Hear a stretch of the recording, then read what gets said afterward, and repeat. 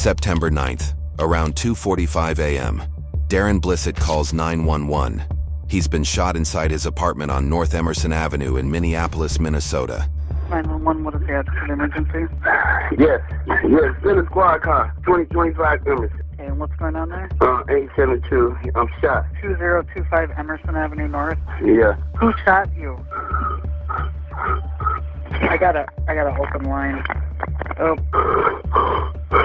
Are you there by yourself? If I get a paramedic on the line, can you talk to them?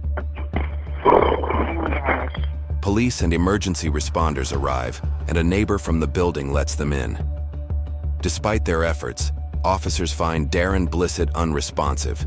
He's pronounced dead at the scene from 2 gunshot wounds to the groin, and investigators begin working to uncover what happened. Our coverage is made possible because of sponsors like Morgan & Morgan. Over the years, we've brought you mind-boggling video of crashes like these, but what happens to the victims? Apart from sometimes serious injuries, they can face months of paperwork, enormous medical bills, and life-changing impacts. When you're seriously hurt, you could be entitled to millions of dollars in damages. Stop getting lowballed, and you could pair up with a proven winner, the largest personal injury law firm in the nation. Morgan & Morgan has a huge network of over 1,000 attorneys and offices in every state. They've won significant recent cases for victims involved in life-altering car crashes like these. Like for Yvette Torres, who was hit by a Penske truck in November and had severe injuries requiring surgery and therapy. Morgan & Morgan attorneys rejected a lowball pretrial offer and were able to win Torres a whopping $11.9 million at trial. The best part? Their fee is 100% free unless you win. It only takes a few minutes to see if you have a case. Remember, not all law firms are the same, and Morgan is the biggest for a reason. They win a lot. You can start your claim now by going to forthepeople.com/MidwestCrime or find the link in the video description.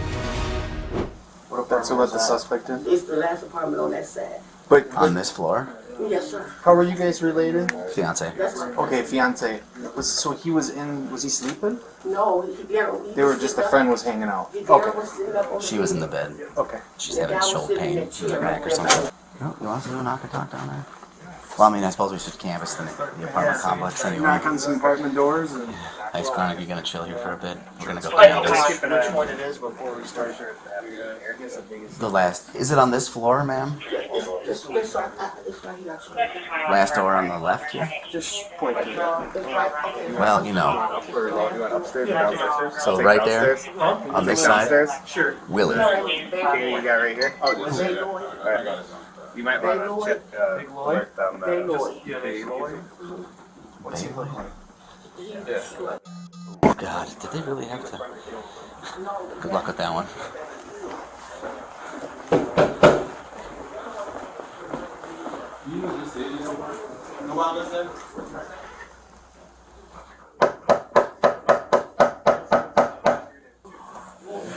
Okay. What is the dude that was over at the house? What's his name? Do you know? It's in that phone. No, it's in that phone. You don't know his nickname or nothing?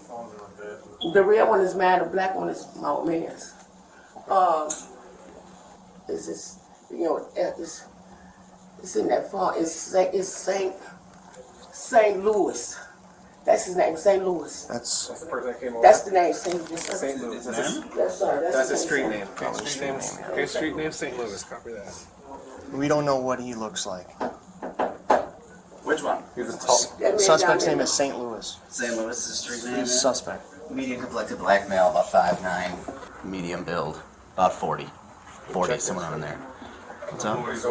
I don't even know. I don't know what that is. This is supposed to be Willie's, right?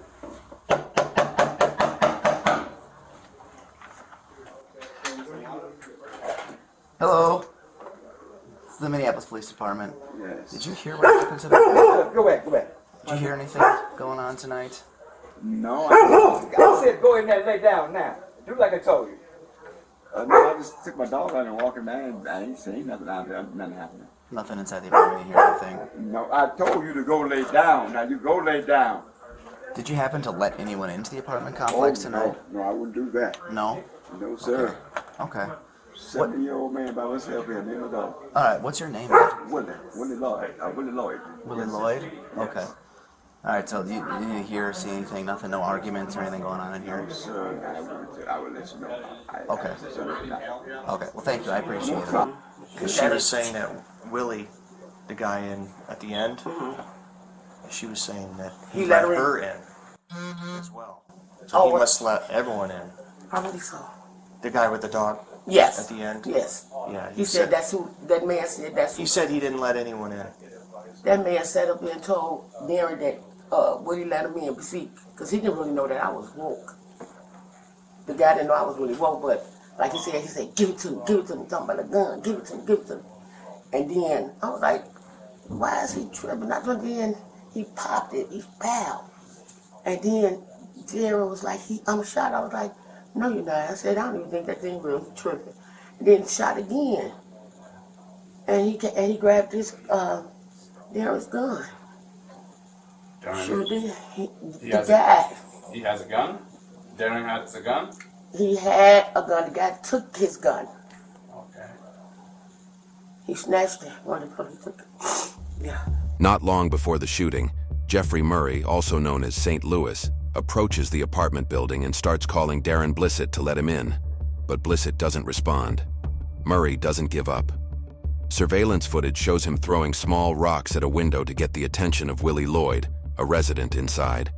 Lloyd eventually opens the door for him, even though he later lies to police and claims he didn't let anyone in that night. Once inside, Murray makes his way to Blissett's apartment. Blissett's fiancée, who was in the bathroom at the time, told police she overheard them talking. At one point, Murray asks Blissett about his gun. When Blissett says he doesn't have it, Murray pulls out a weapon, points it at him, and shoots. In a desperate move, Blissett reaches under his pillow, hands over his gun, and says, "Take it." But instead of leaving, Murray fires again, then runs from the apartment, leaving Blissett bleeding on the floor. Jeffrey Murray was arrested about a month after the shooting, on October 7th, for illegally possessing a firearm. During questioning, homicide investigators confront him about the night Darren Blissett was killed. St. Louis. What's up, buddy? St. Louis. Okay. Do you need... Oh, go ahead. Hey, stick around. What's up? I was just saying you gonna let me steer, man. We'll let you see what happened to that water bottle? I totally forgot. Remember, Can you go grab one? Yeah, where's Just go in the, doesn't Louis have some by his desk? Yeah, right in front of my desk. What's going on? We'll explain everything, Jeff. We'll explain everything. Yes, sir. Those are for me, my personal collection. If you want some more, I got more too. Just try those though. I'm just concerned, man. What's going on? No, I hear ya. So, Jeff, my name is Sergeant Suster with the Minneapolis Police Department. It's my partner, Sergeant Wendy. The reason you are here, Jeff, is because there was a shooting that happened a couple weeks ago, right around a couple weeks ago, and your name has come up. So you haven't been charged with anything, right? Sergeant Wendy and myself are in the middle. We're in the middle of this investigation, and we haven't come to a conclusion on how to handle it, right?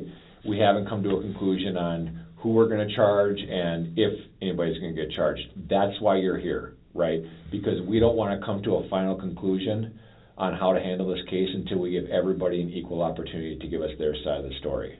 So it's more than just me involved? There are some people involved. We've spoken to just about everybody, and you're the last person that we have to talk to. So we just want to get your side of the story, okay? What story, sir? Yep, I'll explain everything. But before I do that, I just want to get some preliminary information from you, and then we'll just go from there. And then I just have some pictures I want to show you. Okay? Right. Okay. I don't want to, incriminate myself, man. It's your name. Nothing. Yeah, but. So Jeff, I'm you have scared, to. man. Yep. I'll be honest with you, because don't be scared. We're not gonna play. The thing is, man, when you don't know something. You know what I'm saying? And they just snatching your wife up, you know what I'm saying, out of a car with 30-some officers. Come on, man. You know what I'm saying? Now, I would have an idea if I did something. It's serious. Okay. I will tell you that. Okay. We are going to want to get your side of the story for sure. It's super important for you. Okay? Because it's very serious. All right? Your name came up in a shooting that happened at 2025 Emerson on September 9th. Okay? Who's that? DB, Darren Blissett. I don't know who that is. Yep. So, okay. Here you go, bro. Apartment 202, 2025 Emerson. Right, Darren Blissett. So, just so you know exactly why you're here, it's the dude that you call Pops, right? That everybody calls you, you know, DB's son. Okay. That's why you're here, for that incident. What incident? He got shot. And they saying I shot him? Come on, man. Like, listen, check it out, man. I don't know who's saying what, man. You know what I'm saying? You know what I'm saying? Me and this man, you know, they, you know, got high before. You know what I'm saying? Further as like son, all that. No, man. You know what I'm saying? Everybody called him man Pops. Yeah. You know what I'm saying? People, I guess in this building, some woman downstairs, you know what I'm saying, black lady with a gay son or whatever, you know what I'm saying, call him Pops or whatever, you know what I'm saying. I met the man a few times, he got high, you know what I'm saying, that was it, man. I haven't seen him in pretty much a few weeks, man, you know what I'm saying.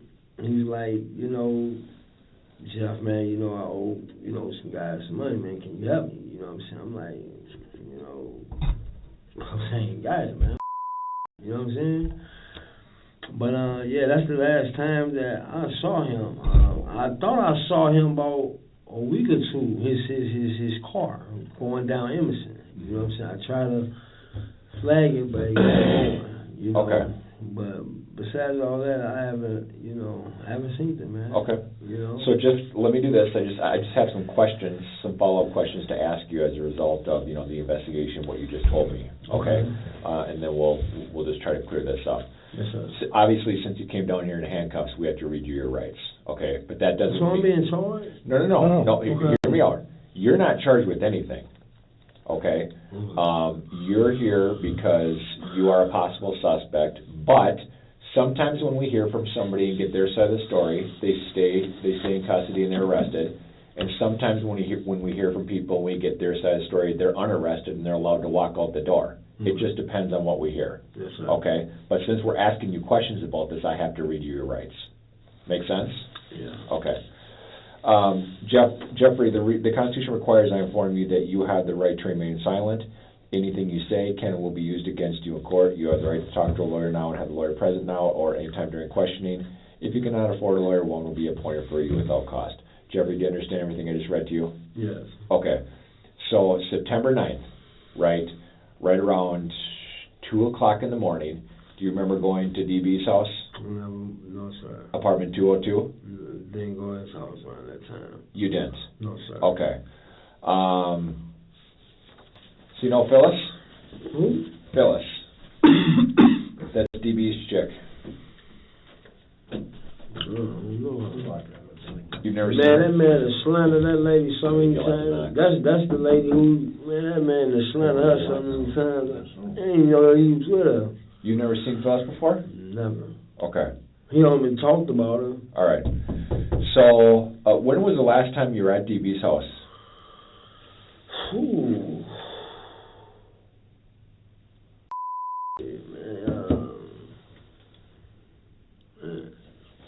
Probably sometime in August. In August? Yeah. That was a long time ago. Okay. So did you know that apartment complex is under video surveillance? No, I never knew that. Okay. You want to just call it shorter? Yeah, may as well. I got this in airplane mode, so I can't. But I'll tell you. I don't have my phone. Oh, you don't? So, hang on, see if there's somebody in here.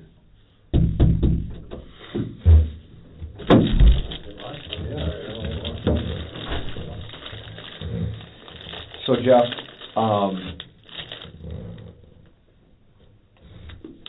the apartment complex is under video surveillance, okay? Video surveillance shows you in the back going to Willie Lloyd's window and throwing rocks at it, and then Willie going and letting you in, right? And you brought some plates, and the plates were in a bag, and you left the bag of plates in Willie's apartment. Yeah. Do you remember that now? Yeah. Okay. That was on September 9th. Okay. Yep. Okay. You remember that now? Now it's coming to me, yeah. Okay. So the video shows you coming into the apartment complex, going into Willie's apartment with that bag of plates.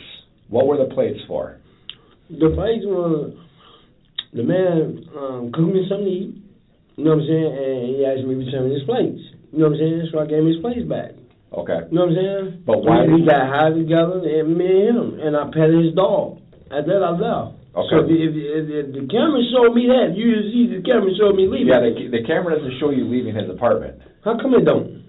Why do you think it doesn't? Are you serious, man? Jeff, you go to DB's apartment. Who? You Nah, do. man. Do you remember smoking some cigarettes there? Nah, man, I ain't smoke. Okay. If that was the case, I've been smoked cigarettes there. You know what I'm saying? When I was there a few times, man. But I ain't, listen. We ain't finna put me in no trick bag. I'm not putting you in a trick bag, my friend. I'm not. Like, I got high with this man. I smoked with this man. I smoked a cigarette at this man's house. This man with the white dog. You know what I'm saying? What did you do after that?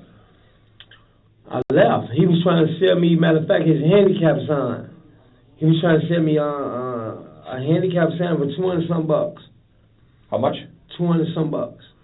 I'm like, man, what the I'm gonna do with your handicap sign, man? He said, oh, man, you can get it, man. You know what I'm saying? He like, smoke another joint with me, man, please. I'm like, nah, I'm cool, man. And you left? Yes. And who brought you there? I brought myself there. Nobody drove you? No, Okay. I drive myself. Okay. I don't ride with nobody. And did you walk off? Did you run off? Run. I ride, walk or run. What, did you walk out of the building?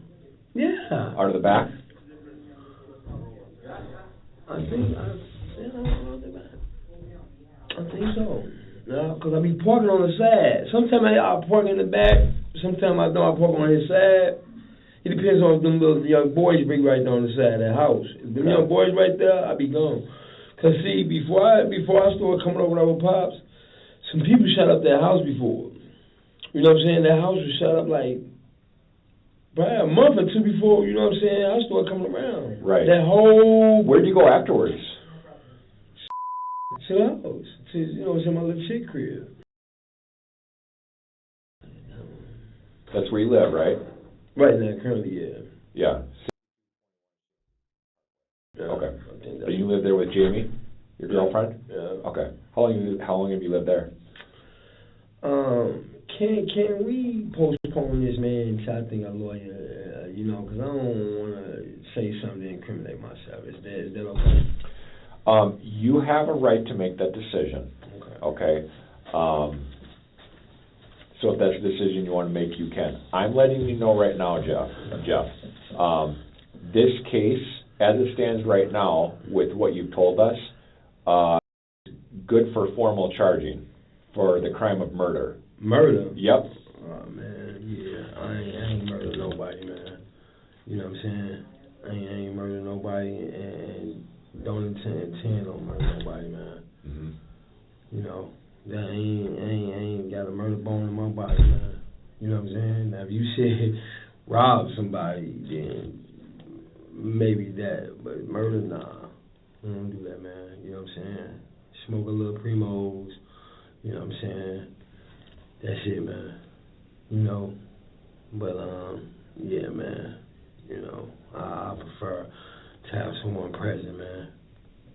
You know, I don't want to say nothing to put myself into, man, one of these pictures, man.